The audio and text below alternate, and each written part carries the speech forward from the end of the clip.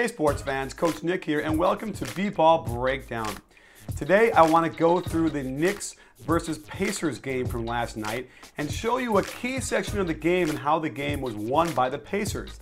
And if you want to know a little insight into how I go about making these breakdowns, one of my most valuable tools is popcornmachine.net.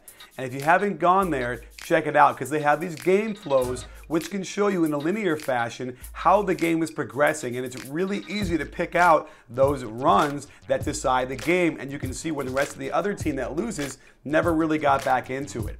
So check out popcornmachine.net as soon as you can because it's a very valuable tool to understanding what's happening in these NBA games.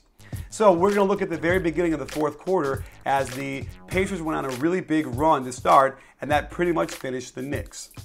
First, take note that the Knicks defense is allowing the Pacers to pass the ball around the perimeter with no pressure at all. And there's Paul George on the high post, a quick shot fake, and he gets to the basket so fast Chandler can't help. Meanwhile, the Knicks were getting good shots, they just couldn't knock him down. A nice flare screen by Chandler to get an open look for Novak, who just couldn't knock it down.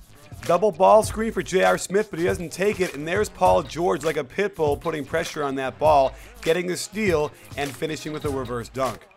The Knicks again run their offense, high screen and roll, and get a shot at the basket, but there's Roy Hibbert. He's been having a tough season, but he's still 7'4", gets the block on Chandler, and here's Gerald Green cutting to the wing, and J.R. Smith is walking out there and doesn't put enough pressure on that three.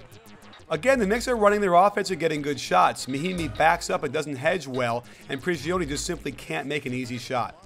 The Knicks don't rotate well out of this high pick and roll. You'll see J.R. Smith is supposed to rotate over on Mahinmi, but he might have been saying, hey, prove it. Well, he certainly did.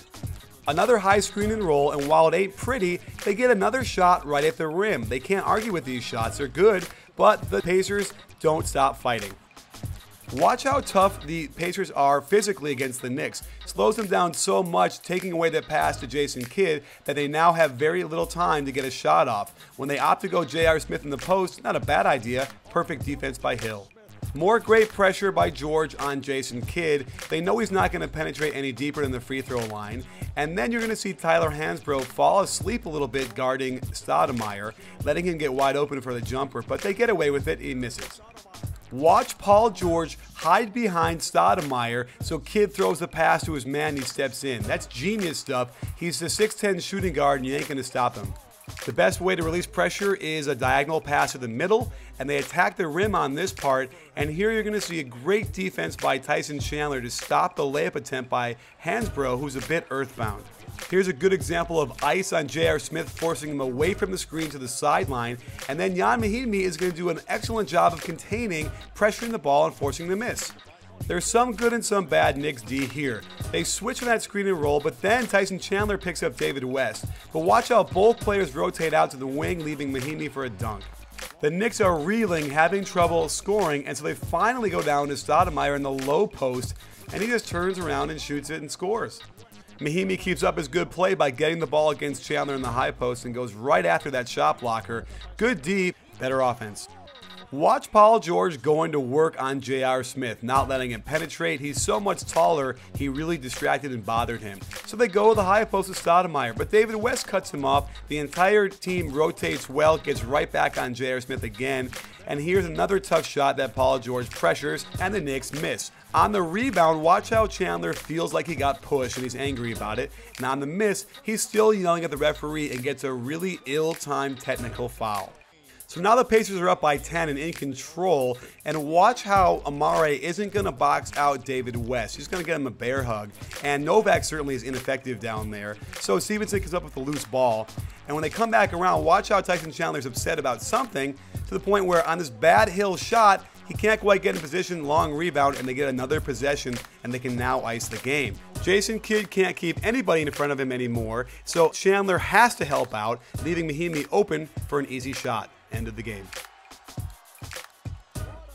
So there you have it, sports fans. Indiana has become a very tough defensive team, ranked #1 in defense, and for a good reason. Paul George has also stepped up his game in the absence of Danny Granger and is rapidly becoming one of the top 10 players in the league. With his size, playing at shooting guard and his ball handling and shooting, it's a very difficult cover for anybody, and the guy is flat out playing defense as well as anybody in the league right now. So keep your eye on him because he's going to keep getting better and better as his confidence keeps growing.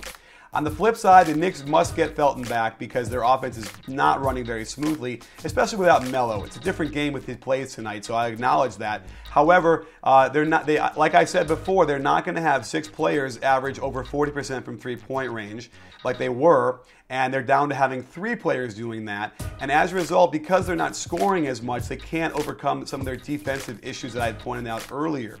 So watch for Felton and Melo to get back in the lineup, and that'll help. But again, when they get deep in the playoffs, they're still going to have issues. Well, thanks for joining us. Stay tuned for lots more. I'm going to try and get to the Miami-Portland game as well later on today, so stay tuned for that. And don't forget, at B-Ball Breakdown, we're not a channel, we're a conversation. You in?